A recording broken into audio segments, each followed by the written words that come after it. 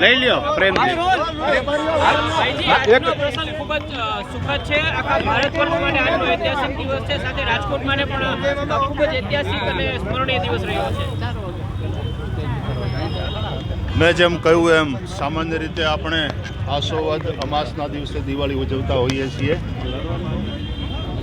એક આનંદનો અને ગૌરવનો વિષય છે. આ વખતે પોષ મહિનામાં દિવાળી સમગ્ર ભારત વર્ષ ઉજવી રહ્યું છે. અને ભારત વર્ષ જ નહીં, વિશ્વ આખાની અંદર જ્યાં જ્યાં સનાતન ધર્માવલંબીઓ છે સૌ ઉજવણી કરી રહ્યા છે.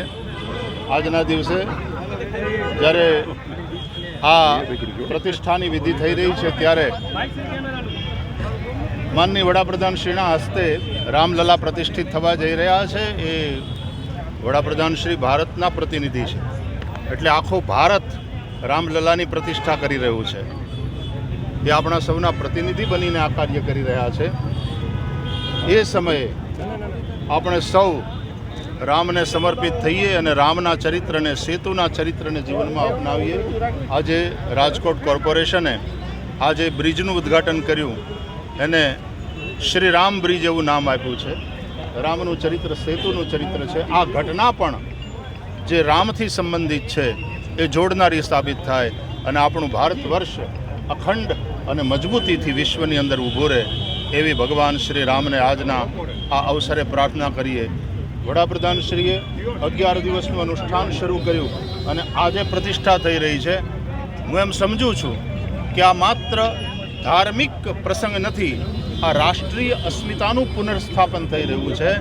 અને એથી એ 11 દિવસને હું રાષ્ટ્રીય અસ્મિતા પર્વ તરીકે જોઈ રહ્યો છું. આપણે સમગ્રપણે રાષ્ટ્રે એ પર્વની ઉજવણી કરી અને આજે એનો સર્વોત્કૃષ્ટ દિવસ છે. આપ સૌને ખૂબ ખૂબ વધાઈ. નવજાગરણ પણ થઈ રહ્યું છે હિન્દુ સમાજનું, સમગ્ર ભારતનું. નિશ્ચિતપણે પુનર્જાગરણ, નવજાગરણનો આ સમય છે. અને મને કહેવા દો કે જાગૃત અને સંગઠિત હિન્દુ એટલે સુરક્ષિત માઇનોરિટી, આવો પણ એનો અર્થ થાય મારો. કારણ કે હિન્દુ એની વિચારધારા ઉદાર છે, સહિષ્ણુ છે, સર્વસમાવેશી છે. હું ખાલી ભારતની જ વાત નથી કરતો, પણ હિન્દુ ધર્મની આ વિચારધારા, સનાતન ધર્મની આ વિચારધારા જેટલી મજબૂત થશે અને એનો આખા વિશ્વમાં જેટલો પ્રસાર થશે, બીજા અર્થમાં વિશ્વ આ વિચારધારાને શરણે આવશે અને સ્વીકારશે તો સમગ્ર વિશ્વનો વિકાસ અને સમગ્ર વિશ્વમાં શાંતિ અને ભાઈચારો એ કાયમ થશે. બિલકુલ 500 વર્ષની તપશ્ચર્યા, હજારો લોકોના બલિદાન, આપણે વીરોને યાદ કરવા જોઈએ જેણે રામ જન્મભૂમિ માટે સંઘર્ષ કરી અને પોતાના જીવનની આહુતિ આપી.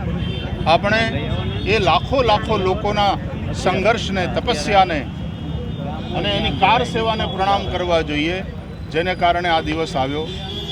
આપણે વર્તમાન સરકારે જે એના મેનિફેસ્ટોમાં હતું એ બોલેલું પાળી બતાવ્યું એનો પણ આનંદ વ્યક્ત કરવો જોઈએ.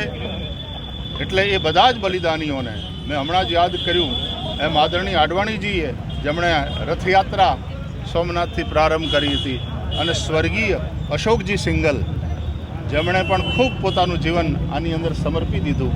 અને આવા નામી અનામી અત્યારે હજી છે અને કેટલાક ભગવાનના ધામમાં ગયા. એવા હજારો લાખો સેવકોના દિવ્ય આત્માને પણ કેટલી શાંતિ થતી હશે. એ સૌ પણ ઉત્સવ ઉજવી રહ્યા હશે. આપણે સૌ એમની શ્રદ્ધાને, એમના સમર્પણને અને હજારો લોકોના એ બલિદાનને આજે પ્રણામ કરીએ છીએ.